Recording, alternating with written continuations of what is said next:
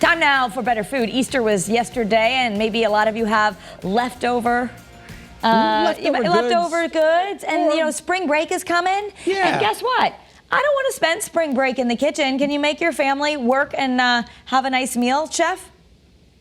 Absolutely. And I love how you said the one-pan meals. That's exactly what I'm talking about here during spring break. Because listen, you get that time off. Let's go do something fun. Let's be outside. Let's hang out. Let's not spend all this time cooking and cleaning and 47 pots, Scott. I know you don't want to do that. No, one pot. That's it. Well, this one's going to be a one pan, so it's even easier, all right? Beautiful. Okay. And is it disposable? All right, here we go. I'm just kidding. You could get one of those foil pans and do it in that 100%. Even better. You could totally do that.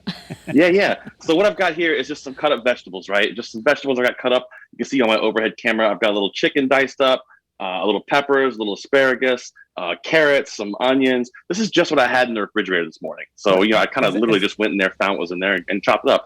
A little red cabbage. I've got two potatoes here, and I want to show you what these potatoes what I want to do.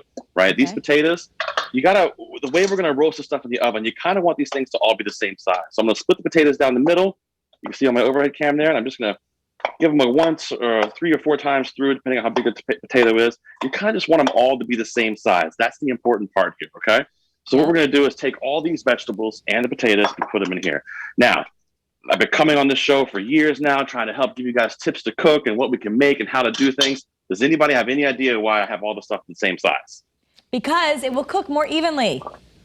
Yeah! We have if you put that big potato in there, it won't be roasted by the time the carrots are done.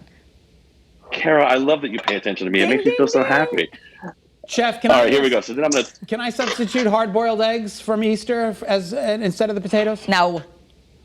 Now, listen, I have the funniest story about that for you guys. I'm going to tell it to you. My plan was to do what to do with those leftover colored eggs. And my wife goes, that's disgusting. You can't do that. And I was like, why? And she goes, most people don't keep them in the refrigerator. And I was like, oh, that's a pretty good point there. I do keep mine in the refrigerator, and I take them as little snacks because I know hard-boiled eggs are a good snack on the run. Yeah. That's good. Kara does keep hers in the refrigerator, Kelly. There you go. So here we go. I've got all my vegetables in the bowl. Here's the trick with this one. We got this little bowl here. I'm going to take a clove of garlic. You could chop this up with your knife or use your little zester here that I've got. The knife is fine too. So I'm just going to put that in there just like that. And then what we're doing is we're going to make basically a vinaigrette, okay? So I'm going to go about 3/4 of a cup of vinegar, red wine vinegar, apple cider vinegar, whatever you've got there. We're going to go about a teaspoon or so of mustard. I'm using some country Dijon mustard. You could use yellow mustard. You could use green mustard, whatever you got. That's my favorite. That's right. A few drops of that Worcestershire sauce. I'm trying to hopefully get someone to use all of this in their refrigerator at some point. And then what we've got here is a little bit of melted butter. I'm just going to put some melted butter in there. We're going to season this guy with some salt and pepper. A healthy pinch of salt right in there.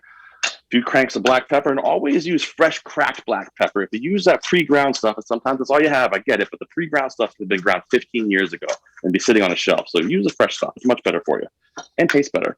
And then what you're going to do is take a little olive oil and a whisk and just whisk this together. Now, listen, we're at 2 bowls, okay?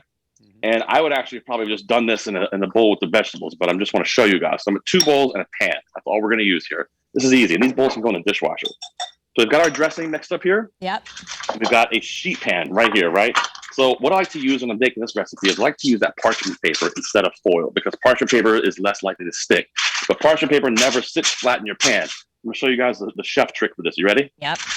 Take your parchment paper, roll it up, unfold it. If you go back to my overhead cam, check this out. It sits flat. How about that? Nice. Nice. So now we're going to just add some of this vinaigrette right on top of our chicken and vegetable mixture. I'm going to save about 25% of it to finish the dish with. Toss it up. I like to use cabbage in this because that cabbage gets nice and crispy. It's so delicious. Yeah, and kind of adds a different texture to it. And then we're just going to take this whole thing and dump it right here. There we go. Wait, and the chicken is in there too? The chicken is in there too, yep. And we're going to spread this guy out. Okay. And this is going to go in the oven, 350 for about 45 minutes, right? Right into the oven, 350. I love it. You go put your feet up, Scott. You're good. That's it. Go clean my toilet bowl. Right, here's what it looks like. Cooking, if you really want to. When it comes out, it gets nice and beautiful and dark and so much great flavor in there. Let me show you what this looks like when we plate this up. Sorry, I dropped my tongs. I got no hair. Just take this and just kind of put it right on the bowl, just like this. On the bowl, on the plate, just like this. Right in the middle. All those vegetables, those potatoes, that crispy cabbage, that chicken. Yum. This is a one-pan meal. Look at those carrots, right? Yeah. And then what we do is this. Take a little bit of that dressing we had right on top. Oh, yum. Look at that. Delicious, easy. I wish you guys could smell this, but it's so delicious. It smells amazing. You want to be fancy? Put a little piece of herb on top of there. And then I like to put a little slice of locally made bread. And how about that? Delicious, unbelievable, one-pan meal. You can be outside hanging out with the fam and still get a delicious meal made for everyone to enjoy. And it's great for like a make ahead Monday because you have the refrigerator dump. You can be like, all right, everything that's left over is going in the pan. Hashtag Make Ahead Monday. I love that. And hey, speaking of this, listen, you guys got to check out Seasoned this week. We're doing an entire episode on WNPR CT Public. We're talking about tea, the history of tea, what you can do with tea, and cooking with tea. Oh, very good. Ooh, I love tea. Tara loves tea. All right, thanks, Chef. You're going to go appreciate spill it. the tea, Chefy.